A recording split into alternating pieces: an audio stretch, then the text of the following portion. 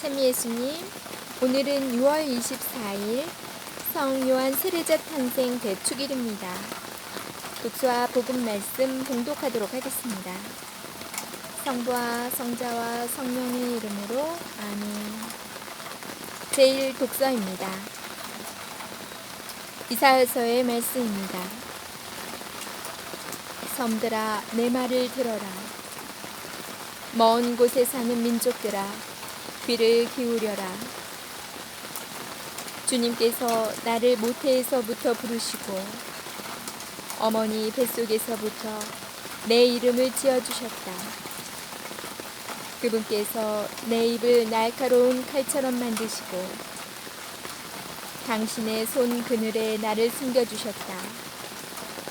나를 날카로운 화살처럼 만드시어 당신의 화살통 속에 감추셨다. 그분께서 나에게 말씀하셨다. 너는 나의 종이다. 이스라엘아, 너에게서 내 영광이 드러나리라. 그러나 나는 말하였다. 나는 쓸데없이 고생만 하였다. 허무하고 허망한 것에 내 힘을 다 써버렸다. 그러나 내 권리는 나의 주님께 있고 내 보상은 나의 하느님께 있다. 이제 주님께서 말씀하신다.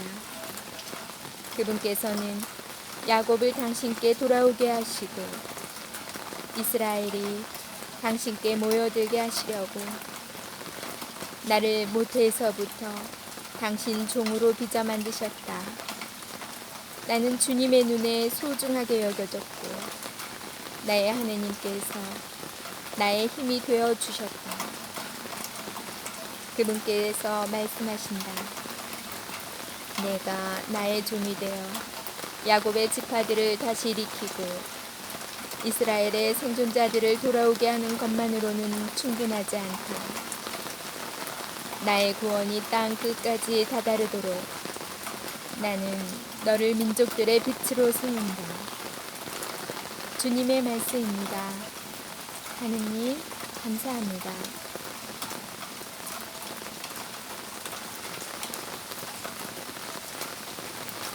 제2독서입니다. 사도행전의 말씀입니다. 그 무렵 바오로가 말하였다.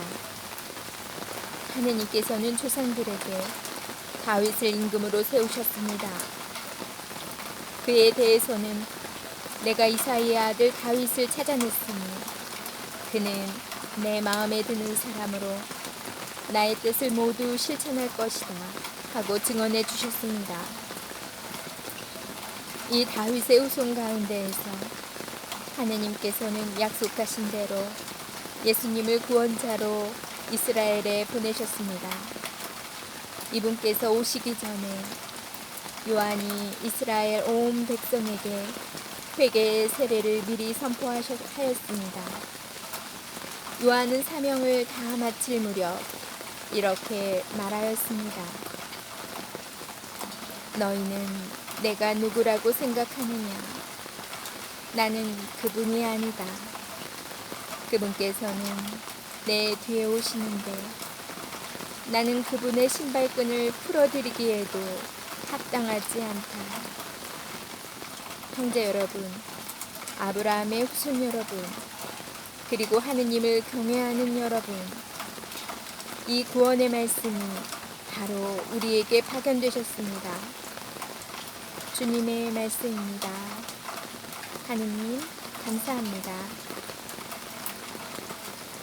복음 말씀입니다. 루카가 전한 거룩한 복음입니다. 엘리사벳은 해산달이 차서 아들을 낳았다. 이웃과 친척들은 주님께서 엘리사벳에게 큰 자비를 베푸셨다는 것을 듣고 그와 함께 기뻐하였다. 8회째 되는 날 그들은 아기의 할례식에 갔다가 아버지의 이름을 따서 아기를 지카르야라고 부르려 하였다. 그러나 아기 어머니는 안 됩니다. 요한이라고 불러야 합니다. 하고 말하였다. 그들은 당신의 친척 가운데에는 그런 이름을 가진 이가 없습니다. 하며 그 아버지에게 아기의 이름을 무엇이라 하겠느냐고 손짓으로 물었다. 스가랴는 글 쓰는 판을 달라고 하여 그의 이름은 요한이라고 썼다. 그러자 모두 놀라워하였다. 그때 스가랴는 즉시 입이 열리고 혀가 풀려 말을 하기 시작하면서 하느님을 찬미하였다. 그리하여 이웃이 모두 두려움에 휩싸였다. 그리고 이 모든 일이 유다의 온 산악 지방에서 화제가 되었다. 소문을 들은 이들은 모두 그것을 마음에 새기며 이 아기가 대체 무엇이 될 것인가 하고 말하였다. 정녕 주님의 손길이 그를 보살피고 계셨던 것이다. 아기는 자라면서 정신도 굳세어졌다. 그리고 그는 이스라엘 백성 앞에 나타날 때까지 광야에서 살았다. 주님의 말씀입니다. 그리스도님 찬미합니다. 잠시 묵상하겠습니다. 안 됩니다. 요한이라고 불러야 합니다. 스가랴와 엘리사벳은 사람들의 생각과 달리 아기의 이름을 스가랴가 아니라 요한이라고 짓습니다. 아이의 이름을 스가랴라고 부른다면 당시 관례를 따르는 것입니다. 반면 아이의 이름을 요한이라고 부른다면 하느님의 뜻을 따르는 것입니다.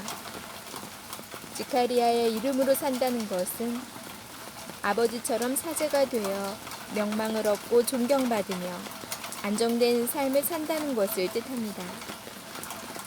반면 요한의 이름으로 산다는 것은 예언자가 되어 명망과 존경보다는 박해를 받고 기득권의 삶보다는 광야에서의 삶을 살아간다는 것을 뜻합니다. 엘리사벳과 스가랴는 이 두 가지 갈림길에서 주님의 뜻을 따르고 있습니다. 배 한 척이 칠흑같이 어두운 밤에 바다를 항해하고 있었습니다.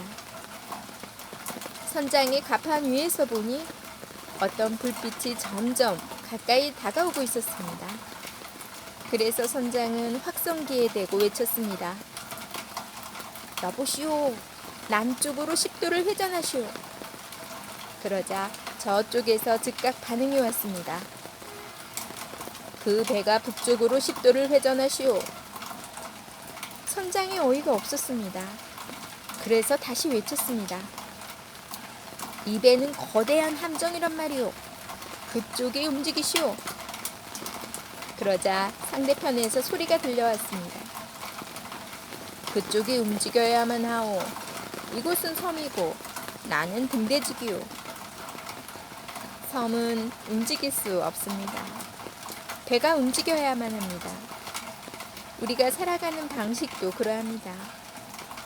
우리의 뜻대로 하느님께서 움직이시는 것이 아니라 그분의 뜻에 맞게 우리가 움직여야 합니다. 그런데 어떻습니까? 하느님께서 움직여 주시기만을 바라고 있지는 않은지요? 하느님의 뜻에 따라 움직인 스가랴는 혀가 풀려 찬양의 노래를 부릅니다. 우리도 마찬가지입니다. 하느님의 뜻에 순종할 때 우리 삶 또한 찬양이 될 것입니다. 아멘. 성부와 성자와 성령의 이름으로 아멘. 오늘은 어젯밤부터 사실은 비가 내리기 시작했었죠, 조금씩. 근데 아침에 일어나니까 장대비가 내리더라고요. 그래서 제가 안에서 촬영할까 하다가 이 빗소리 또 토닥토닥 너무 좋잖아요.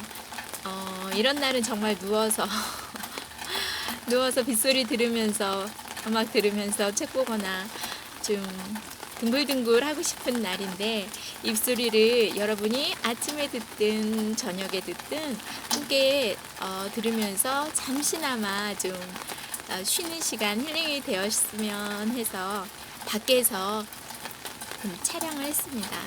제가 오늘 픽한 꽃은 무엇일까요? 너무 예쁘죠? 감자꽃이에요. 감자는 못생겼는데 꽃이 이렇게 예쁜지 몰랐어요. 와, 정말 비싼 화초 같은 꽃이에요. 자, 이 꽃도 아시겠지만 이게 저희 뒷뜰에 있는 건데 제가 이제 또 감자를 손질하고 땅에 묻었더니 그 껍질에서 싹이 나와서 이렇게 또 꽃이 피고 아마 이 땅 속에선 또 열매가 또 주렁주렁 잘 맺을 거예요. 오늘 묵상에서 신부님께서 그 항해하는 배에 대해서 나오죠. 정말 그 말씀을 듣고 정말 우리가 자꾸 하나님을 조종하려고 드는 그런 항해사가 아닌가라는 생각이 자꾸 들더라고요. 근데 이 감자꽃을 보면 땅이 시키는 대로 그대로 그 자리에서 땅이 주는 영양분을 먹으면서 비와 햇살과 바람을 맞아가며 이렇게 묵묵히 충실하게 살아가고 있어요. 그러다 보니 꽃이 피어지고 땅 속에서는 열매가 맺어지고 우리가 무엇을 막 이렇게 하려고 하는 게 아니라 하느님의 뜻에 맡기고 살아갈 때 이 감자꽃처럼 열매를 맺고 또 꽃을 피우고 주님과 한 몸이 될 수 있는 그런 삶을 살지 않나 생각해 보았어요. 오늘 복음에서 엘리사벳과 스가랴 그 아기 세례자 요한의 이름을 짓는 그 이야기가 나오죠. 하느님의 뜻에 맞게 살 때 순명할 때만이 올바르게 결정하고 살아갈 수 있다는 걸 알 수 있었는데요. 저도 가끔은 어떠한 선택의 기로 갈림길 같은 그런 경우에 이렇게 엘리사벳과 스가랴에게 하나님께서 표시해 주시듯 저도 제가 잘못된 길을 선택하고 간다면 하나님께서 제 입을 스가랴처럼 막아주셨으면 제가 알아듣기 쉬울 텐데 라는 생각이 들기도 했거든요. 가끔 이게 하나님의 뜻인가? 이게 내 뜻인가? 이게 굉장히 헷갈릴 때가 있어요. 그리고 결정을 하고 이건 하나님의 뜻일 거야. 합리화하면서 갈 때도 있는데 그게 제 뜻일 때도 있거든요. 그때 참 판별하기 힘들고 판단하기가 힘들기 때문에 제 입도 좀 봉해 주시면 이거는 하나님의 뜻이 아니구나 알 텐데 라는 생각도 들었어요. 비가 오니까 너무 신이 난 민달팽이들이 이렇게 밖으로 외출했네요. 안녕. 자, 이렇게 비를 맞으며 촉촉하게 더 푸르르게 자라나는 식물들처럼 오늘 하루도 우리가 주님 안에서 주님 뜻에 맞게 살아가면서 한 뼘 한 뼘 한 걸음 한 걸음 더 성장하는 자녀들이 되시길 기도드립니다. 오늘 잘 보내시고요. 전 내일 다시 만날게요.